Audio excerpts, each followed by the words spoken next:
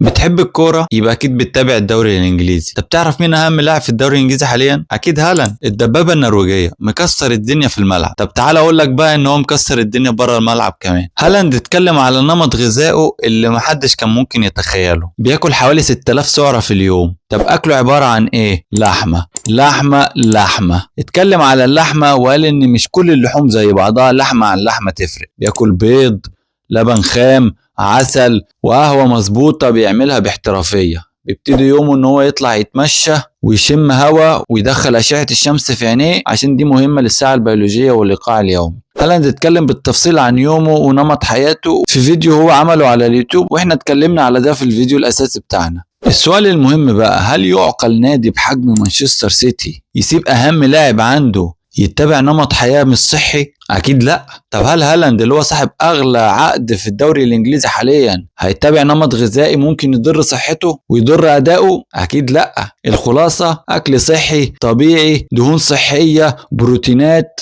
مفيش كاربس مكررة، مفيش كمية كاربس مهولة مش هتأثر على صحتك. ده بالعكس ممكن يبقى سبب في ان ادائك يبقى اداء محترف زي الدبابة النرويجية هالاند. تابع الفيديو الاساسي عشان تعرف بالتفصيل نمط حياة هالاند من اول ما يصحى لغاية لما يخش ينام.